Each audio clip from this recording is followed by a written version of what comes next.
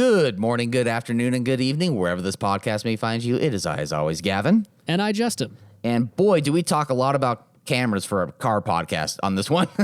Yeah, it's probably about half of it, but we kind of shoot video, so what do you know? We need cameras to do things, and I actually enjoy cameras of the film variety more specifically. But we talk about that.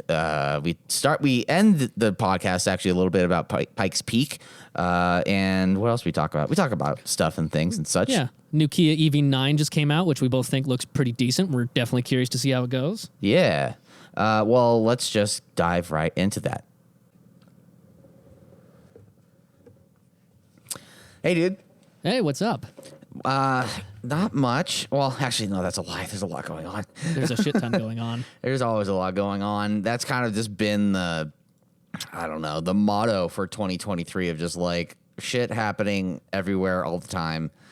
Everything happening everywhere all at once, I think. Is that the movie? Or it's something like that? Yeah, that sounds familiar.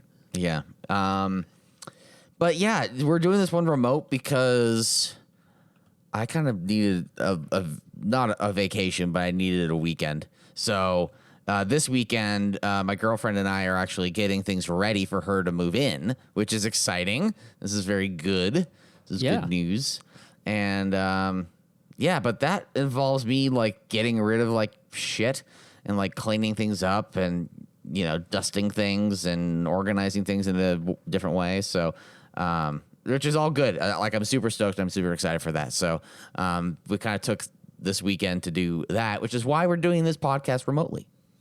Exactly. Yeah, there's just a lot going on, and like with that, and you've been in that apartment alone for several years now. So there's just 5. Yeah, several. Jesus, I forget it's been that long that you've been there. Isn't that nuts? At this point. It's crazy. It's crazy just how fast time has flown in general. I actually had the realization, granted it's been a few months late at this point, that's like it's been 4 years since I've owned my Stinger at all. More than that. No, 4 years and 3 months now. Or, yeah, 4 years and 3 months because I sold it in May of 19. Since you last had it. Okay. I was going to say you owned that in 2018. Sir. Yeah, bought it in February of 18. Yeah. So, yeah, time's just flown by, and it's like, and it's crazy what can happen in a situation like yours where you've been there alone for 5 years, and so there's just a lot of shit that builds up, and now you're realizing that. And to be fair, I mean, 2 of them were during COVID. Yeah. And which was interesting, but like, okay, so I moved. I guess Let's have a therapy session, shall we? Yes, we shall. Everyone, buckle up. No, I moved into this apartment with my girlfriend at the time, not the one I'm with now, and we moved in February of 2018, and I guess it was just too quick, really. It was just too early. We thought it was going to be good timing. It was kind of good timing for some other things, but maybe I had some growing up to do. Maybe she has some growing up to do, and it just didn't quite work. So we were in here for like 3 months, and then it was just me. And like that process was rough because I had always had a roommate of some kind, whether it was my parents, whether it was roommates in a dorm, whether it was my friend from childhood growing up. I moved into a house with him in 2014. Mm-hmm. We were both 21 years old. So, and I lived there for a couple years. But yeah, so like I'd always had a room, and then there's a house after that too that had roommates. But like I'd never been like alone. Yeah. Which was an adjustment for sure, and it was hard at the beginning. But then, I got busy enough and, had, supportive friends such as yourself. And, anyways, so yeah, I've been by myself for 5 years.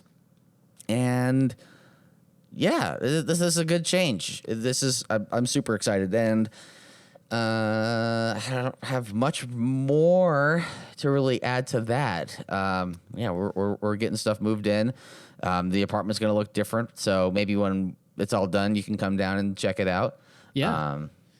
And that's wild because I was just thinking that is something I have never experienced. living completely on my own. I have always had at least one roommate, if not quite often several. Yeah. I have never actually, for more than like a couple days, I should say, had just the place entirely to myself. Right. Yeah.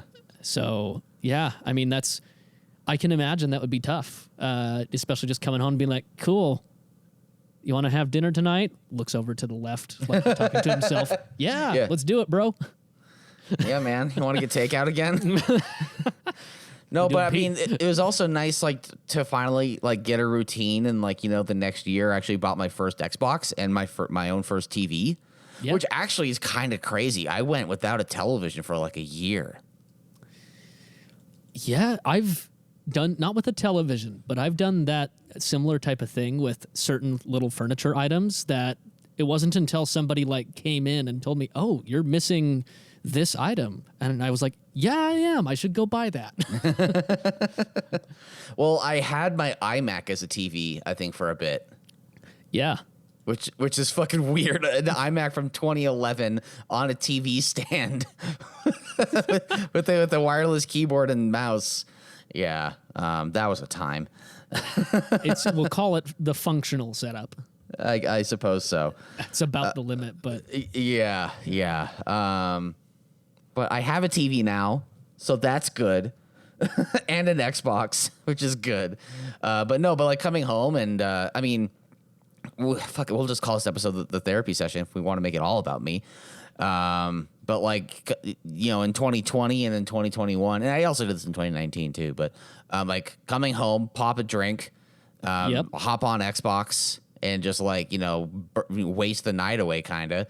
And I'm really, really glad that I kind of got out of that and, you know, can lead a more productive life and like have someone else included in that. You know, it's really awesome. Yeah. No, it's a good change. Lots of change going on, as you mentioned at the beginning, but pretty much all of it is good change.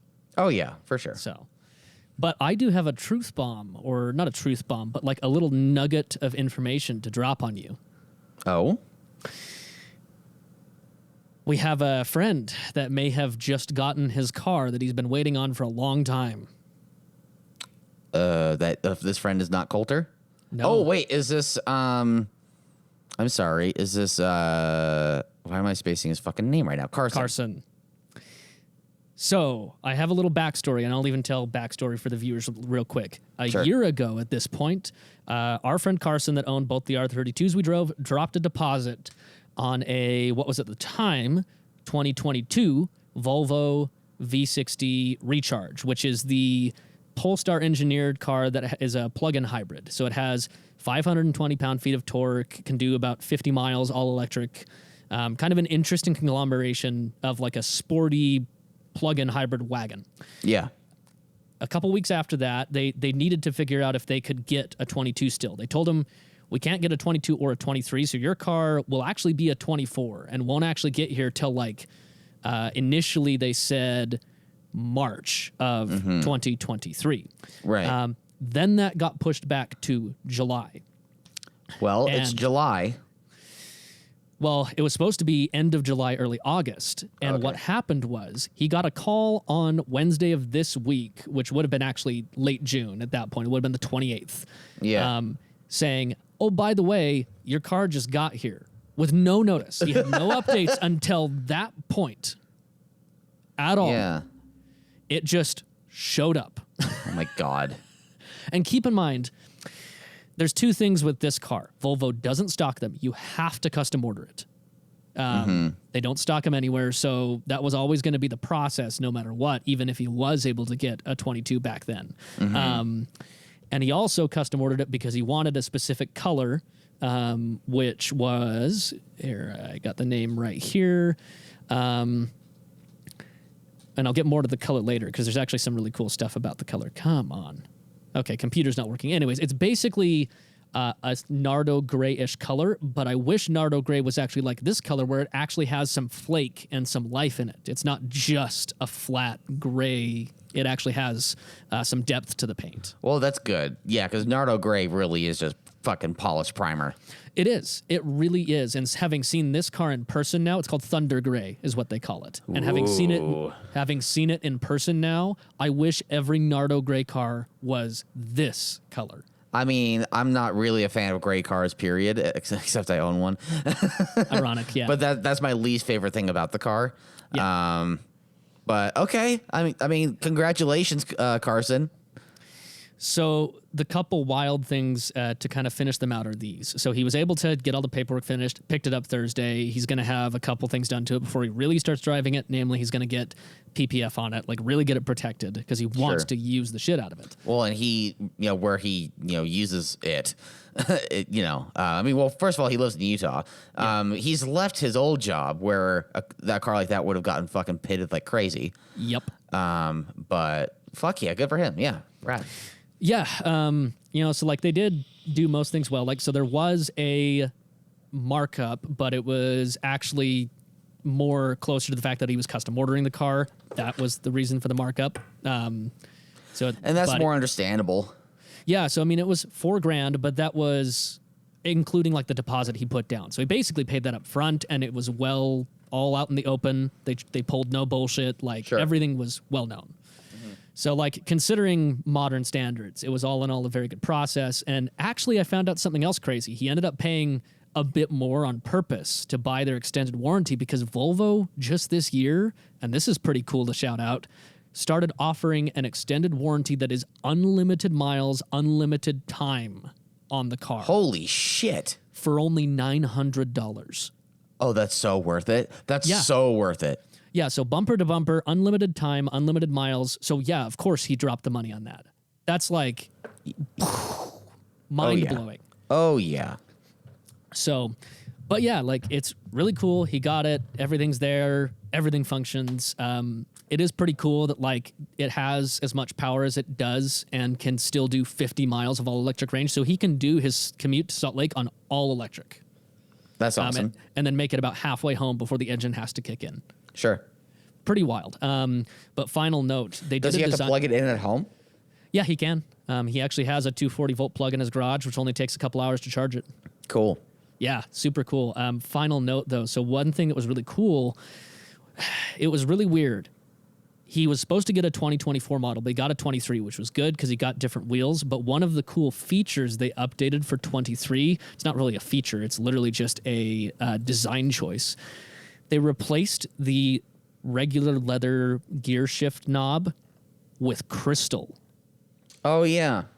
So it actually looks real classy, and it's pretty sweet. And it says some Swedish phrase on the inside. So like it's a really neat car. I'll be excited for you to check it out once the opportunity rolls around for you to do so. Because I think the money spent on this car with the combination of how good Volvo's interiors are, what it can do both electrically as well as a decent amount of performance, and just the overall fit and finish of the package for $72,000 is a hell of a value compared to other things you could buy for the same price. If you're looking for something that can kind of just do it all for a little bit more than like a $50,000 price. Yeah.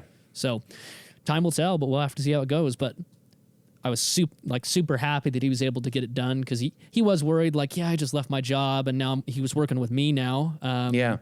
He was a little worried that it wouldn't go through, but I was like, nah, it'll be fine. I bought I bought my truck when I was like, didn't even have a business name and wasn't even employed. And they basically said, state your income. Okay, cool. Which is a risk, by the way. It is. It's not something I would recommend to somebody unless you know why you're doing it. Mm-hmm. So anyways, that was cool. And then the second little thing I have is that my Audi is legal for the first time in a while. Wow. It's not Congratulations.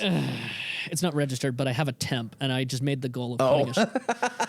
How many temps have you had on that car? This is the third temp in a row. Okay, yeah. Yeah, but they keep giving me month-long temps, so I'm just trying to put as many miles as I can on it and seeing if just putting a bunch of miles on it will just flush out everything enough to make it happy. We'll see. Hopefully. I doubt it, but I don't know. At this point, it's just fuck around and find out with that car. There's no other way to do anything. True. And actually, there was one more little update, and then we'll get into other things. I found my final old car that I didn't know where it was. My Audi S6.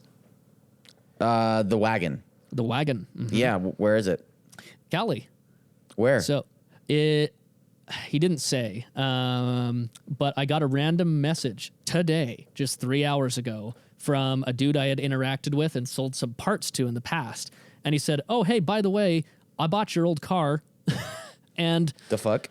Yeah, not only is it in one piece, so he does builds. So he bought it to do an RS6 conversion on it. Oh, cool. So he's going to drop in the big boy engine and basically everything that Carson wants to do to his. Yes, exactly. Amazingly, it's still intact. The last I heard of this car was somebody had saved it from an individual that had bought it and ran it into the ground. So amazingly, It's still in one piece. Even the Alcantara is still there. It just has several little problems, but it still seems to be all together. And he did actually say somehow the binder of paperwork that I had originally sold with the car almost 6 years ago at this point. Yeah. Still made it to him. I'm shocked. That's great. Yeah, so that was how he figured out it was my old car, was some of the old receipts, and just messaged me. He's like, I'm going to find this Justin McIntyre and find this dude. That's cool. Yeah, no, it is cool. At this point, I now know where every single one of my previous cars are at. So what do you do with this information now? Well, I'm going to follow whatever he's doing with this build. I'm definitely curious. I've already talked over a bit, like, are all my special parts still there? Because my main regret with that car was that I didn't put it back to stock when I sold it. I had all the special, fancy, rare Euro parts, and I sold it with them. I really should have. Such as what?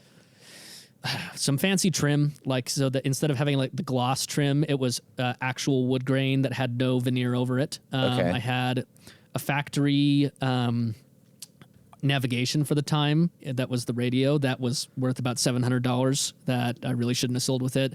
Okay. Factory like Whisper flat roof bars, also like $700 I shouldn't have sold with it. And the Alcantara interior that's super rare. Okay. So like all of those things, I really should have completely put it back to stock before I traded it in. But I wanted the Stinger, and I wanted to just make sure I got that car because it was one of the first ones in Utah. And so you might have regrets about that, but I mean, I don't think you're any lesser really for having done that. I'm not. Just some of those parts were special and rare enough that it would have been cool to keep them, and if nothing else, sell them for profit. I could have made several thousand more dollars. Yeah, true. But either way, I'm probably just going to follow the car, see what happens. I don't necessarily intend on buying it back. I don't need that. I'd honestly rather get the Audi I currently have more sorted than buy a different car. Right. And so if he, let's say in a year from now, finishes this build, it'd be cool to see where it goes. Because if he does what he says he's going to do, which is pair the RS6 twin-turbo V8 with the 6-speed manual, that should be a pretty killer wagon. Yeah. That'd be a very interesting thing, because the one downside of those RS6s, even though at the time they were the fastest sedan in the world in 2002 and 2003, they still had that same 5-speed automatic that mine had, which was okay at best. It was okay for the time because even Porsche's Tiptronic was garbage. Yeah. There are other German manufacturers that, had automatic gearboxes back then that have made serious strides. Yes. And developing what you could call an automatic gearbox, just a transmission that shifts itself, but more so dual clutches. It would be interesting to see how that would be with the manual, and it would be cool to find out where this car is, and if it's in an area that you and I have frequented more, or maybe not, but it'd be cool to go and like see the car like when it's done, and like maybe even do a thing with it. Yeah, because I could see a lot of things being good with it. I know it's over 200,000 miles now, so it's gotten some miles on it, and he's doing a bunch of preventative work to get it up to snuff before it goes under the knife. And he says there's just a couple little silly things like the radio that I mentioned just a minute ago isn't working and stuff like that. But it is cool to just see where it goes. It is interesting though, because I did warn him, like, I hope you're aware it does have a rebuilt title. So hopefully that... I mean, if he's going into it so much, though, like, it doesn't really matter.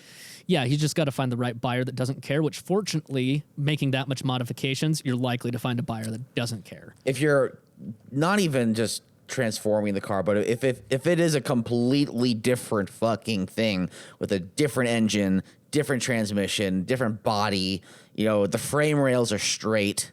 Yep. If it drives straight, turns, stops, goes as it should, yeah, who cares?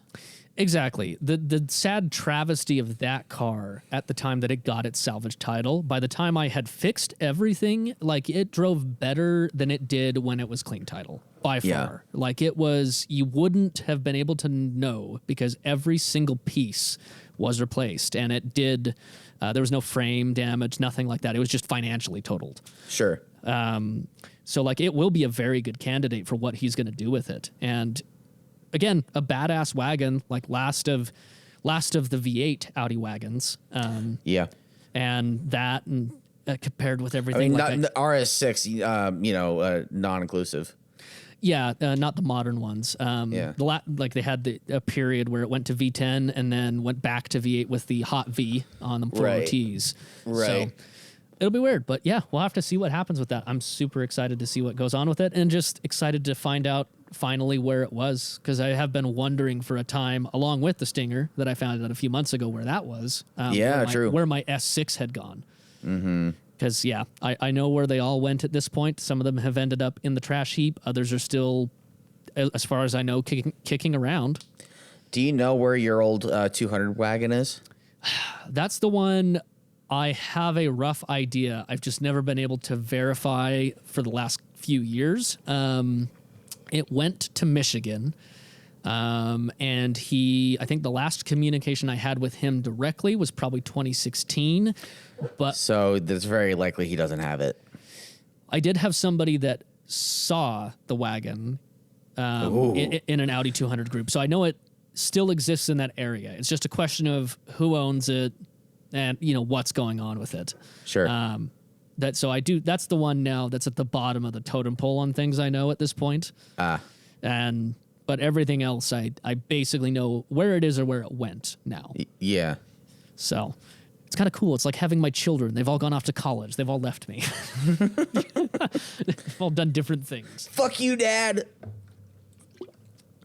Probably the car that said "fuck me, Dad" the most was actually that phrase sounded a little weird, but it's your current Audi, to be honest. Yeah, actually, that's the brat of the bunch. It's the one that just says, "Oh, well." It's not just a phase, Dad. This is who I am. This is who I am. I am broken, Dad. I am broken. It's not your fault. It's me. It's not you. It's me. It's entirely me. Now deal with me. No, you're the reason why. No, you're the reason why I'm like this. Ouch. And then I have to say, no, I bought you like this. You're actually adopted. Oh, God. Yeah, it was.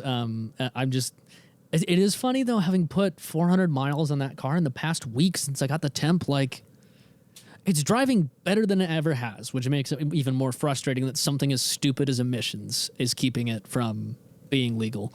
Yeah. So we'll have to see what goes on with that. But yeah. So I did have one not related to me thing that I saw this week that was pretty cool, which is... well, do we want to talk about your camera? Oh, yeah. I thought you were going to get around to this. I was like, oh, so here, since I just kind of started to drop the mic a little bit, I'll introduce this. A neighbor of Justin's yesterday gave him an old Nikon film camera. How it happened was on a couple days prior on Facebook in our local neighborhood group. They had posted, hey, we're getting rid of a bunch of stuff. It's all free to the takers, and just had a bunch of pictures. So I commented on this camera. It said Nikon N2020, and it came with the camera and then 2 lenses. And she said, hey, somebody else already spoke for it, so I'll let you know if they don't, come get it. And yesterday she messaged me and said, hey, it's still available. Do you still want it? And I was like, hell yeah, I do. So I went and picked it up, and I don't have too much of the story, but I do have a bit of it. She's owned this camera since new. And I did a little bit of research. Came out in 1986. The photo that you sent me was a 35 to 70 millimeter lens? Yep, 35 to 70. And then I have the other lens is definitely a cheap lens, but it is a longer lens. And I was struggling to actually find the markings. I might go grab it here. Oh, just so a it's not like second. so it's not like a 51.8 or something? No, here, let me actually just go grab that. It's literally 5 feet to my left. Give me 5 seconds. Sure.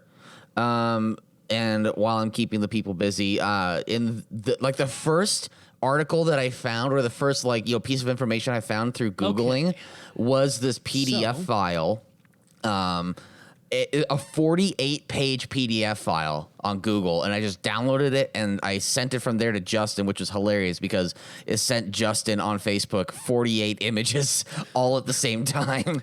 And that's not really the first time you've sent me a bunch of images. So before I opened the message, I thought it was like pictures from the Eaglewood car show or something. No.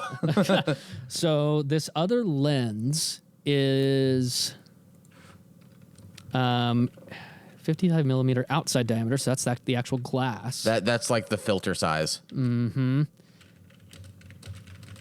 Interesting. I know this is like it doesn't even have like a name brand on it. Interesting. Oh, it's an 80 to 200.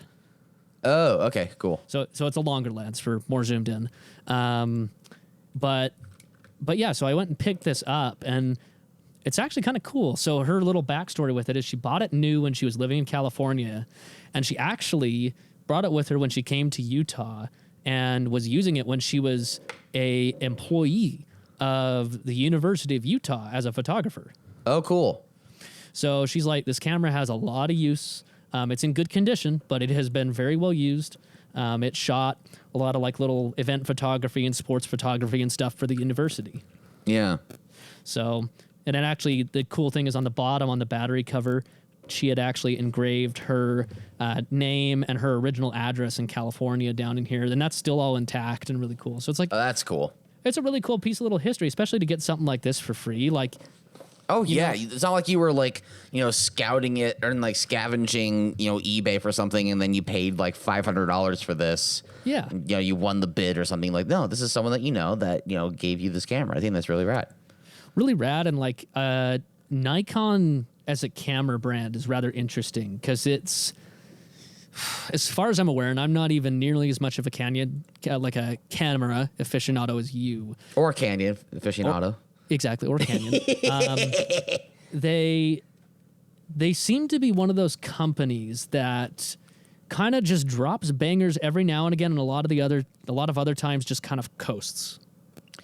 They mostly coast. At least as long as I've been into photography, they've been coasting / resting on some laurels. I think they haven't really innovated that much. Yeah. They had an action camera, like a 360 action camera, like around the 2017 era, I think.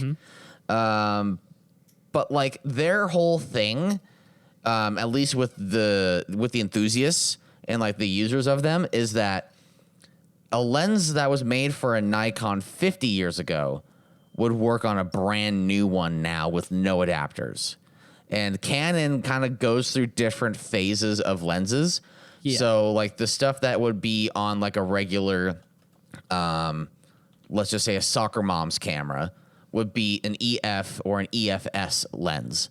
Yeah. So the EFS would have better stabilization and much better autofocus. The EFS is a different mount for the lens to go onto the camera, but it's at the core of it's just a better version of the EF, right?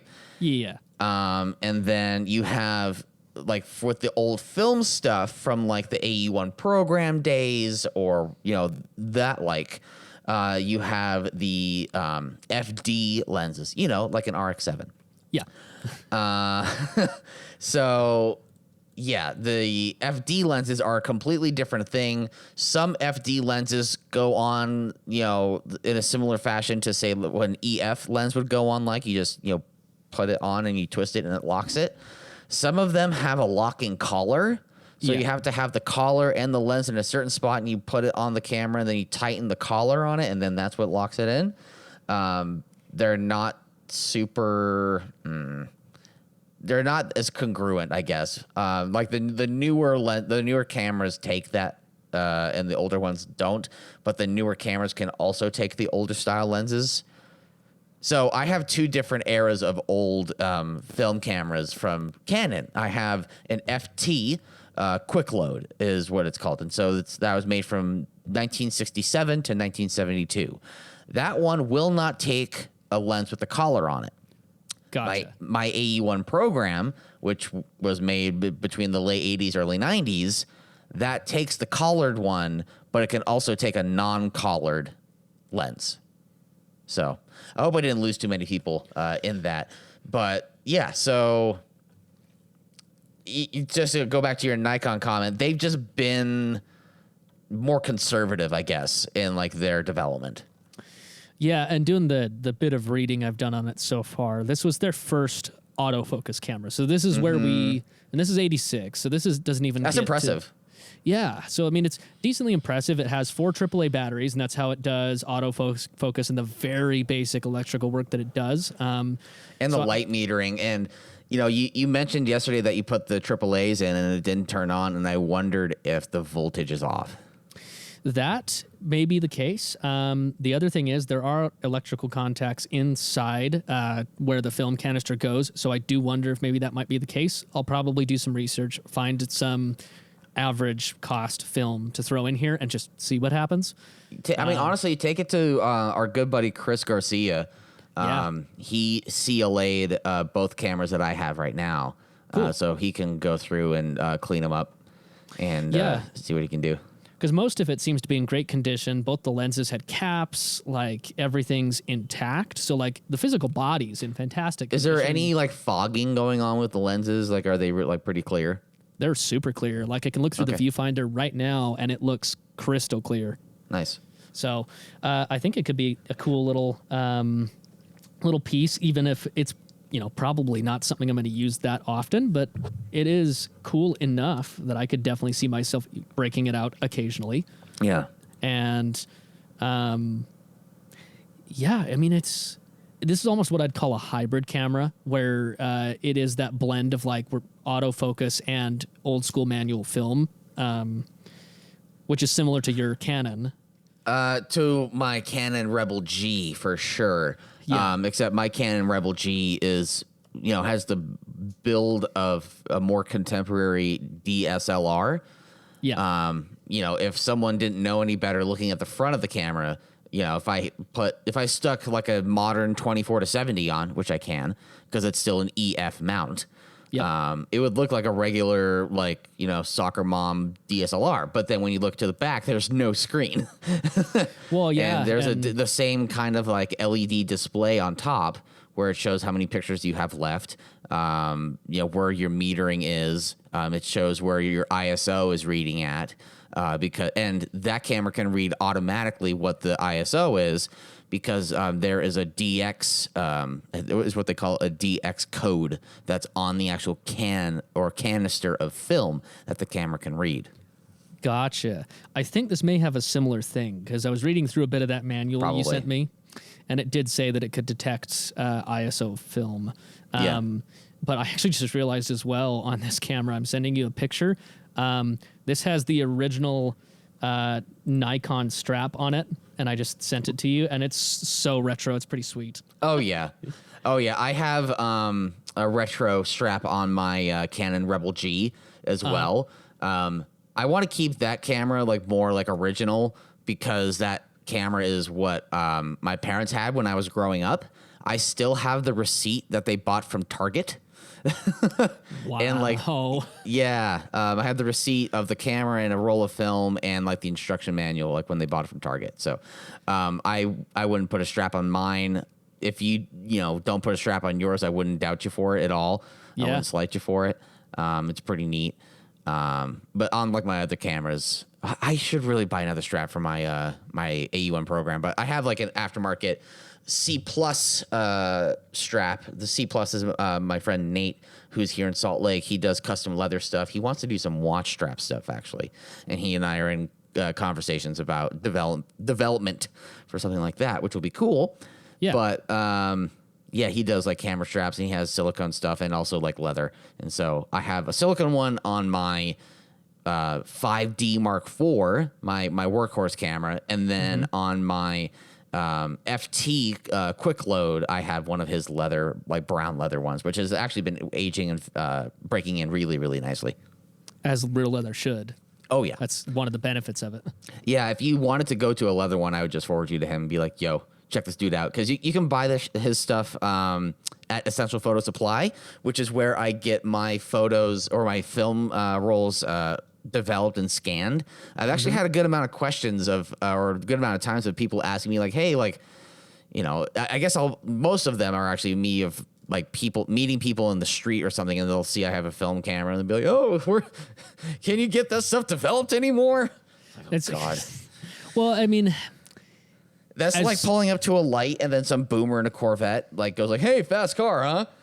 Like, oh, okay. Oh my God. I mean, as stupid as the question is, I guess it can be valid because once a lot of those technologies were replaced, a lot of the stuff that person would commonly associate with. Oh yeah, like we don't have people like repurposing like VHS machines or anything like that. You know, like it's an antiquated, outdated technology that's not, you know, broadly used anymore. So like I get it, but the question does get old. Oh, yeah. And I think a lot of it comes down to, this is going to sound kind of rude, but I think it's kind of an accurate way to describe it. Monkey see, monkey do. So that person doesn't see film places like they used to. Camera shops aren't nearly as common because there's just not nearly as many places. Well, Walmart doesn't advertise 1 hour photo anymore. Exactly. So not seeing it anymore leads them to believe because it's just not common, oh, it's not possible. Right. Even though that's not the case with almost anything in life, really. Just because it's not the standard now doesn't mean that it's not possible. Right. And, you know, the film photo is one of the things that's had a bit of a it's had a bit of a comeback just like vinyl. Or to some degree, not to the extent necessarily, but it's one of those things that has resurfaced over time. Right. And probably will continue to do so. So, yeah, I'll check this out, see if I can get a nice, just relatively cheap roll for it to try it out and see if I can get it to function. Talk to Chris, see if Chris has any suggestions, and see what we can do. I'm actually curious to see Chris's thoughts on it as well, because, you know. Well, I mean, how did you want to do this? Because like we were talking yesterday, do you want me to put a roll through it and see if it can function? Yeah. Or do you want to like do it yourself, or do you want to just give it to Chris and have him do, you know, his magic touch and then have you get it back and see how it does? And like, what do you want to do? I think first I'll probably buy a roll for it and myself just try to see if I can get it to function. If I can't get it to do that, I'll probably talk with Chris, get some suggestions, and if he doesn't have many and he'd need to see it, hand it off to him. And if he can get it functional, then I might just say, yeah, go hand it to Gavin. I'm just going to have Gavin run that whole roll through it and see if what he thinks about it. Yeah. Yeah, I mean, I'd be, first of all, I'd be honored. I think that'd be fun. And, you know, I got excited just seeing you with the film camera yesterday. Yeah. And I was like, yo, like, I want that. But I also think that, you know, if you could get this, like, working before you go to Canada. Oh, yeah. You should just take it that should just be your camera. I have enough film cameras already. I think it'd be really cool if you had one, if you like, you know, loved it and took after it and, you know, made memories with it. Took the occasional photo with it. Well, yeah. Or like, you know, whenever you go on a trip like that's your like travel camera. Right. And that's what you like, you know, take for like the more significant memories, like a trip up to Canada, or like for your wedding, or for when you want to go do whatever, take it on an expedition, a speed shoot for whatever reason or something. I think that would be really, really cool. And you're going to learn some lessons the fucking hard way, and maybe a couple of times, because the thing with film as opposed to digital is everything is delayed by many multitudes. You know, to discover that you fucked up on a digital photo, you take the photo and you hit the review button and you go, oh, that didn't work. Like, oh, I was out of focus, or whatever. There's a light leak, or the exposure just was like, that was way too blown out, or whatever. Yep. But like when it comes to film, you have to take the entire roll of film, so all 36 images, or sometimes 24. And there's what's funny, actually, there are some cameras that will actually take rolls of film and you can actually kind of multiply your shots by 2. They are called like half-shot cameras, I think.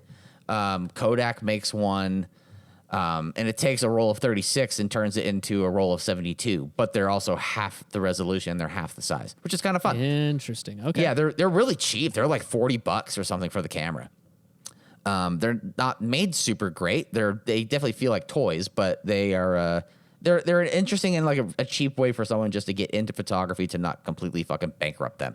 So speaking of bankrupting, so you take all your photos, right? Well, okay, you spend between $15 and $20 per roll just to buy it, and then you take your photos, and then you take the roll to someone to develop them, or you can develop it yourself. You can buy a kit for like $300, and then you develop it for like, depending on the shop, Essential Photo, I think they're like $7 or $8 to develop it, and then it's about the same to scan the photos, and then they'll send you an email of a Dropbox folder, and you can download them. So per roll, okay, so we're talking like a week? Well, first of all, monetarily, we're talking about $30 for 36 images. Yeah. Right? So definitely not as cheap as digital. No duh. It's not as cheap as digital. It could be worse, though. Polaroids, there's 8 frames in a Polaroid pack, and those are $20. But you do get it more instantly. So true. And then, when it comes to developing time, it depends on the shop. Essential and the Essential Photo Supply, I'm not sponsored. We're not sponsored. I like them a lot. I've gone to them basically since I've been into film photography over the past over a year. I've done film stuff before, but it hasn't been like my hobby. I did it for like school and stuff before, but most of my experiences through them. There are other places that do same day. There are actually places in Los Angeles that Chris was having or forwarding me to do while we were there, but the timing didn't quite work, and I just got stuff done at Essential when I got back. Yeah. But Essential has sometimes been like 3 days. Sometimes they've been 10 days. Sometimes they've been a little longer than that. So it's all super delayed. But the byproduct of that also is the pure joy and excitement of getting that email and going, oh my God, I got my photos. It's like you want to go now and pick it up. It's the pretty much the kid in a candy store vibe. No, for sure. And then you go and pick it up, and they'll have your roll sleeved up in plastic so it can be stored. And yeah, I don't know. It's fun. I'm first of all, I'm stoked for you. I think if this is something you get into, I think you're gonna really enjoy it. And I think the other part about potentially, if I can get it working, using this as like a road trip camera is actually the benefit of this was Nikon's most successful camera of its era, so they are dirt cheap to buy if like it gets broken. What are they now? $20. No shit. Yeah. Really? So I looked it up and I read a couple articles, and both of these articles said we highly recommend this as a film camera because it's comparable to Canon of the era with just a couple caveats of it being an Nikon and having some weirdness to it, but it is dirt cheap. Yeah. And so you can trip over these things because it was their most successful camera by numbers. Which is crazy because similar can be actually said for the Canon AE1 program, but the Canon AE1 program has been such a de facto beginner's film camera because the program aspect of it, the program is actually a weird hybrid too because to enable the true program mode, there's a dial on the top that has all of your shutter speed settings, and then there's a green text that says program. So you turn it to program. Yeah. And on the lens where it has all of your aperture settings, so how big the hole of light it's coming through the camera, you have everything from like, say, 1.8 or 2.8 at the bottom to 22 at the top. Mm-hmm. And then you click it past 22 and it goes to P or program or whatever it is. And so now exposure-wise, it's completely automatic because you've set your ISO already.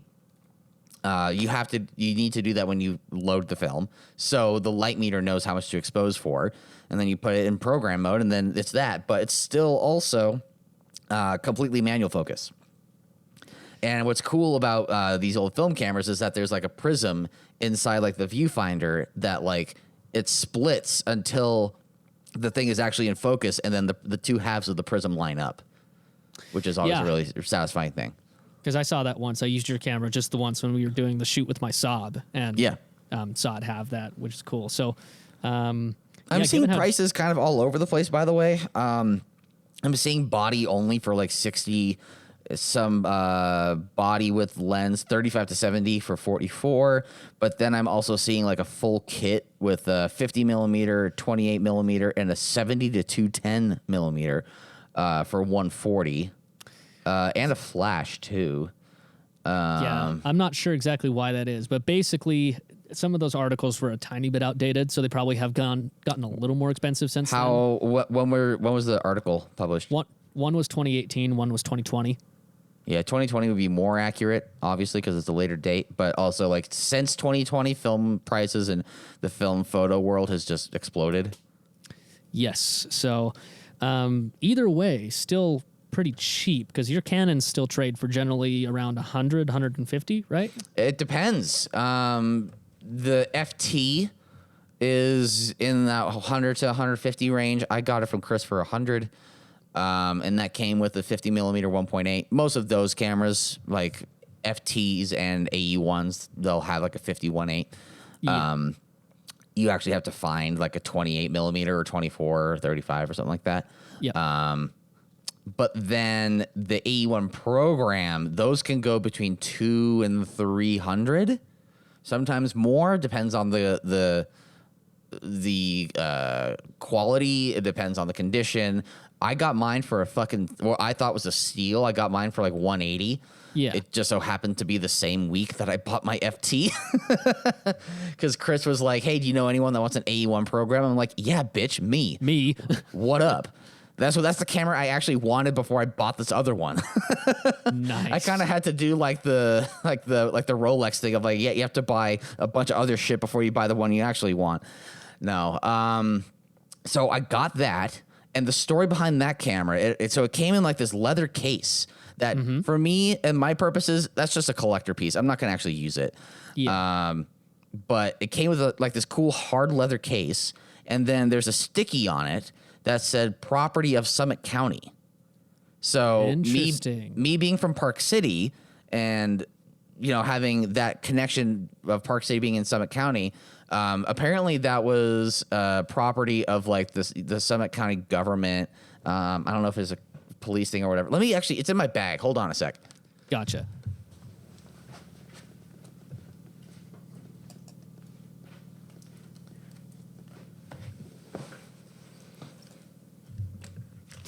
Yeah, so it says property of Summit County on it, and it has this little number, and it has a seal on it from Summit County, like a little flag or a little seal on it. So that's cool. And then it also had a CLA sticker that it says it passed, which is also pretty cool. But yeah, cameras are neat. They're fun. They're fucking expensive sometimes, though. Yes. Because and that figure that we just mentioned earlier, that was just for one roll of film. And there are people that's one roll of 35 millimeter film. That's not like 120 or 220 or, large format. Like that shit's crazy. And so, I have 2 rolls that I've finished. I just threw another one in. I have 5 rolls that I'm pretty sure all of them are fucked from my inability to load them properly back when I started doing this. So you're going to have to maybe watch a couple of videos and understand exactly how to you have to fold over like the tip of the roll to get it in the slot, but different cameras can also have different loading methods. So my AE1 program, it's just you put the roll in on one side and you lock it in, and you pull the film out and you fold the film over and you shove it in the slot. Then you have to, while the back is still open, you have to add tension, because if you don't, it'll just pop right out. Gotcha. So you start to advance the film, and you have to see the barrel on the other side of the camera start to turn, and then it's locked in. You have tension, and you can close the back of it, and you have to fire off a few shots. That's another thing you have to know ahead of time too. As soon as you put the film in, the first button you shoot or the first time you press the button, that's not a picture that's getting taken. Yeah. So you have to do it like 3 or 4 times, and then you have your first photo. On my FT, and this is the thing that fucked me up. On my FT camera, there was like this metal plate that would like keep a position. It was kind of like a guide, I guess, kind of like a timing tensioner guide. Yeah. Because we talk about Volkswagens and Audis, I figured I'd drop that in there. Yeah. Except this one's made of metal, not plastic. So fuck you. So on that camera, that had like this plate or like this guide that would keep it in there. So all you'd really do is like maybe fold over the film and put it in the slot, and then close the back of the camera, and you're basically good to go.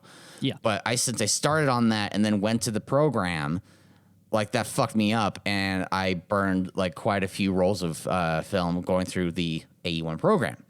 So this is a lot of camera talk, by the way. I'm realizing now, but I mean, we share it occasionally, but like I think it just goes to show how much like cameras are in your world specifically and have become part of my world as we've done more of this. And I don't think that's necessarily a bad thing. It's we've stick to cars, bro. Yeah, exactly. But actually, I can circle it back around to cars, because there's a car that got announced this week that I am curious to get your thoughts on what you think of it. I'm gonna get the Google machine going. I'm sending you the link right now on Facebook. Oh, okay. Boom. The EV9 Kia. First of all, that was a internal server error that you sent me. Interesting. Yeah, but no, I saw Hannah Elliott, who's a journalist and who's actually dating Magnus Walker, of all people. Yeah, she just did like an Instagram post like the other day of one.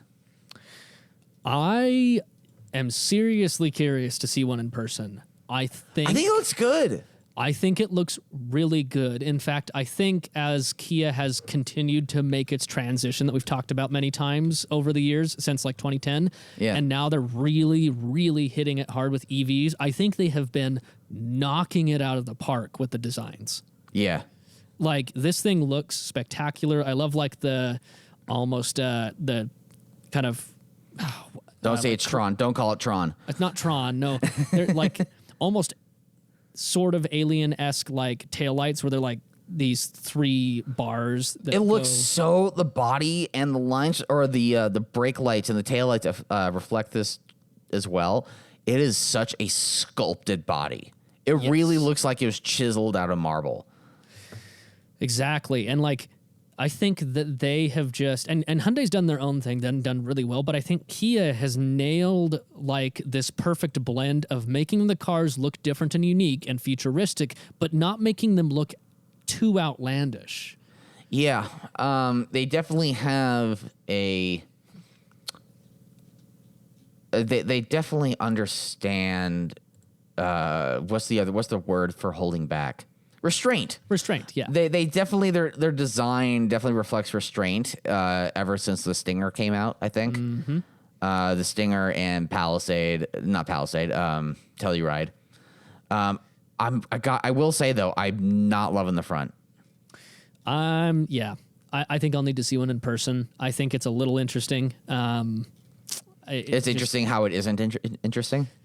Yeah, it's not a lot going on. It's just kind of stacked up, and the daytime running lights kind of continue and fade into the center of the grille. They come more centered. Yeah. So like, but I love the rear. I love the interior. Looks somewhat similar to how the EV6 already is, which is great. That's actually, I've sat in a couple of them. I think again, they knocked it out because they've also, similar to the EV6, they haven't ditched all of like shortcut buttons, which is what's also been great about the functionality of the interiors. You can still do a 1-button shortcut to radio or whatever. Also, I'm looking at an interior shot right now, and I do find it funny how the throttle pedal has a plus and the brake has a minus. I know. That's kind of cheeky. The funny, cheeky little things they've been doing with stuff like this has been great, because they haven't fallen down what I'm going to term the BMW i problem, where the i series of cars is good, but they made them way too outlandish for the public to really grasp onto them too much. I'm starting to see more What? It's the oh fuck. The i7. The i7 is pretty bad. I'm Yes. seeing some i5s too. I'm trying to think. Yeah. Oh wait, no. I'm talking about SUVs actually, not cars. Gotcha. So I don't remember what their terms for those are. My main source for this theory was when the i3 came out. It still is like, oh my God, what is that? I don't think I think that's going to age way, way better than what they're putting out right now. The iX is what I was talking about. Yes, the iX is tragic. Not good. So I agree. I think the i3 will age better, and I've also driven several of those, and I actually liked the driving experience, and I don't hate the design as much as I used to. I think it is aging like slowly cured wine.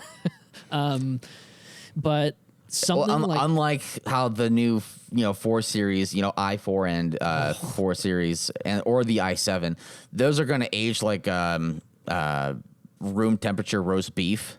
Yes. I think the flies are going to come in. It's going to start to ferment a little bit. Yeah, it's not gonna be great. No. I look at something like this and what, again, both Kia and Hyundai have done, and I think they're doing, and it seems to be true because I see quite a few Kia and Hyundai EVs on the road, what the public needs to grasp onto the next step, because it doesn't feel like you're completely relearning how to drive or what a car should look like. It feels like we're transitioning, which is what we need. Mm-hmm. And looking at this SUV with 3 rows, and it's got the cool features, kind of like the Carnival, where the center seats actually have recliners. And those are what you call them captain's chairs, is what they are. Mm-hmm. But they're just really nice captain's chairs that are heated and cooled, and it is an actual SUV that's all-wheel drive, can tow 5,000 pounds. It has Somebody didn't do a good job photoshopping this, though. Like, I can see that the and maybe this is because I'm doing more product photography now. Yeah. The foot leg rest on the shot with the captain's chairs, I can see like little dirt spots. Oh, on yeah, it. I see it. Funny. Guys, come on. But what I think is really neat is that it does have actually 8 inches of ground clearance, 5,000 pounds of towing. Like, it's actually a usable SUV. Mm-hmm. Just a very micro version of the what's it called? The not Lucid. I forget the other brand, the other newer Rivian? EV brand. Rivian, the R1S, like a very micro version of the R1S, kind of. We had one of those coming through ESS recently.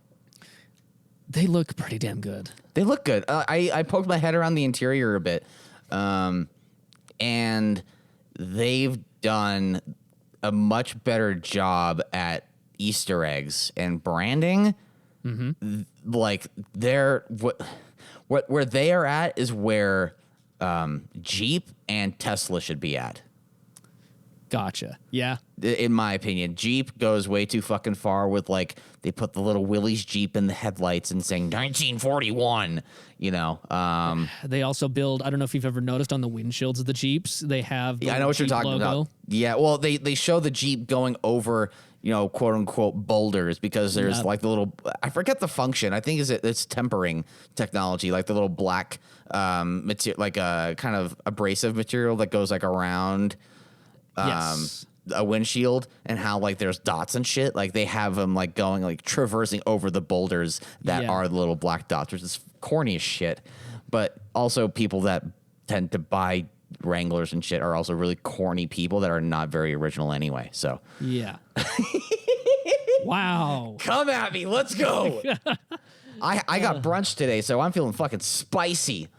To be honest, I generally will tend to agree with you on that statement. Yeah, well, I lived with one. I lived with a guy that drove a Saturn Vue with a V6 and all-wheel drive, but it's a piece of, it's not a piece of shit because it broke all the time. It's just a piece of shit because it's put together really poorly and like shit plastics, and it's ugly and so there's that. He had a YJ Jeep, and he then bought an XJ Jeep as an overlanding vehicle. This is back in like 2016. Yeah. And at the time, he was also the biggest fucking Tesla fanboy.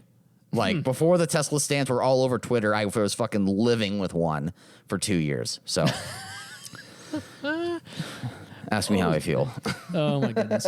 Sorry. One last note. I just was reading through some more of the EV9. I wish more EVs would do this. So it has an onboard power inverter similar to like the F-150 Lightning with that big old plugins in the back. If you're going to be driving a big old battery, why in the use it. Fuck do you not have the ability to plug it into stuff? It's not just the Lightning though. There's also the F-150. There's a version of the F-150 that's still a gas car. Yeah. That has, is it the F-150 like recharge or something? So I think it's the F-150 Pro. No. There's a few different weird ones as they've been doing this transition. Let's see. The Pro Power is what the technology is called. Yes. But the truck is not called that. There's some version. I remember Clapman on the Smoking Tire had one for a while. It's not the Pro, though. It's called something else. Yeah, and I'm not sure which one that is, but I do wish that more people would include that. Like, I don't give a shit if it's a truck or not. Like, if I have this thing with a massive battery and I need to power up some gear on a shoot, for instance, or hell, even power like a fridge. These have the capability of the electricity to do that. In fact, Larry Casella, Ammo NYC, that is a big detailer in my line of work, just did a video on an F-150 Lightning. He's the Matt Farah of the detailing world. Yes, that powered all of his own tools to do the detail with that PowerPoint, that Pro Power in the bed. Yeah. And it used little to no of the range because it takes so much more electricity to get the vehicle moving than it does to like just power a pressure washer for a minute and power a polisher for about an hour, that he was able to do the whole detail only using a couple % of the battery. It was nothing. Yeah. So like having something like this, you could run a fridge for days and not run out of juice. Yeah. If you had like emergency power needs.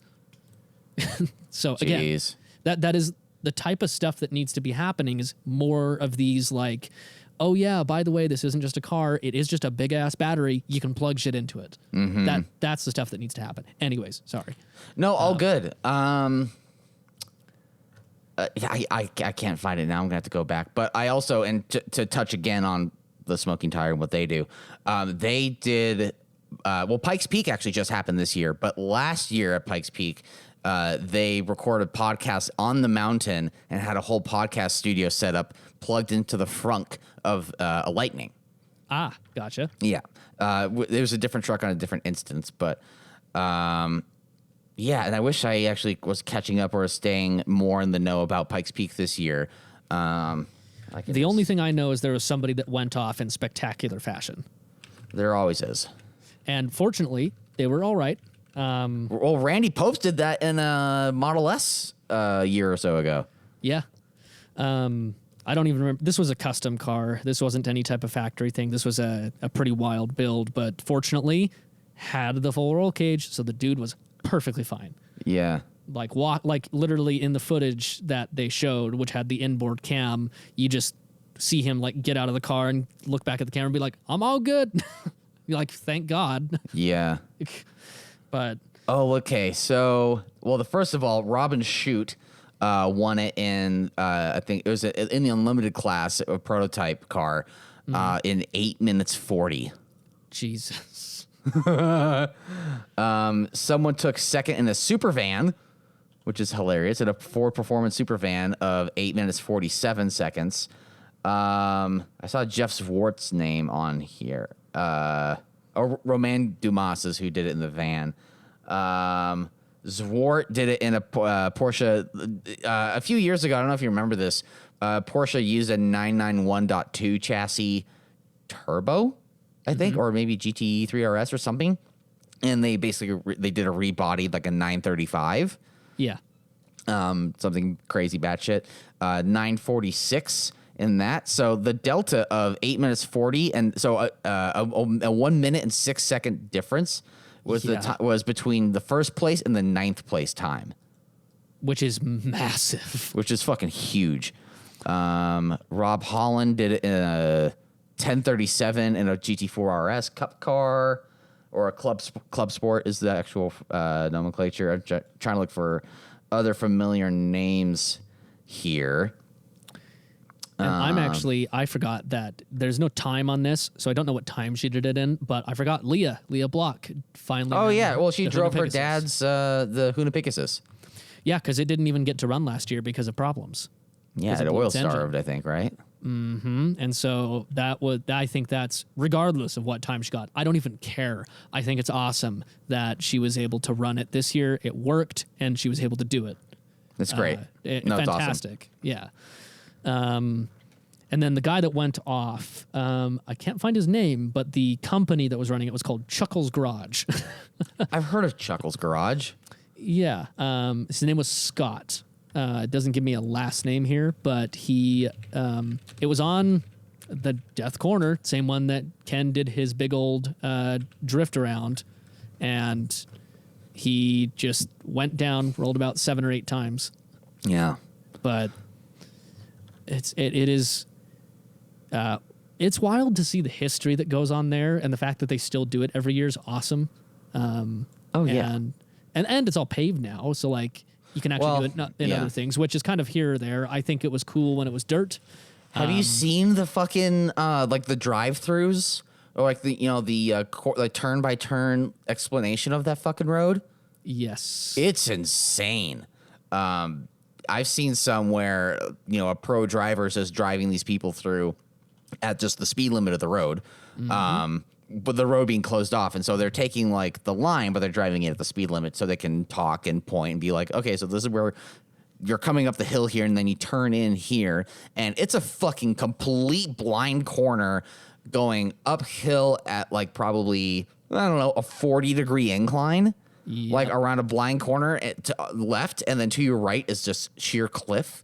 Yeah. On a road that's like about as wide as, for those of us that live in Utah, East Canyon. Yeah. Yeah. Fucking nut. And people are going through there at triples and just praying for downforce. Yeah, and there's about 6 or 7 sections that are just squiggles of hairpins, like combinations of just you're 180ing back and forth as you're just squiggling up to the 14,000 foot peak. It would be amazing if someone could experience that road, like someone in the public could experience that road, not locked down, just open but with no traffic. But that will literally never happen. Yep. But it would be interesting to just experience that as just like an enthusiast that wants to drive their car on that road and not have 25 mile an hour traffic of looky-loos. It would be interesting to see that. I was just looking. The first Pikes Peak trophy was awarded in 1916, and the time was actually not as bad as I would have thought. 20 minutes, 55 seconds. Yeah, it's pretty good. For 1916, that is moving. That is moving. And so this year was the 101st running of Pikes Peak. So last year's was the 100th. Yeah. So I guess they've been doing it for 100 years or so. Yeah, that's that is crazy though. I can you imagine the type of car back in 1916 to do that in 20 minutes 55 seconds? Like that's when everything was open cockpit, no safety whatsoever, massive engine strapped to the front of basically pizza cutters. Yeah. On dirt. On dirt. Yeah. On dirt. Probably with that crazy elevation increase, by the way. So it's not like they have like turbochargers to help maintain the power. No, this is all NA shit. Yeah, well, it might be supercharged because superchargers were around quite often to help True. with that. But even then, it would still be carbureted, so he would probably still have to be manually adjusting chokes and shit. Yeah, probably. Yeah. Or a timing angle. Or timing angle, yeah.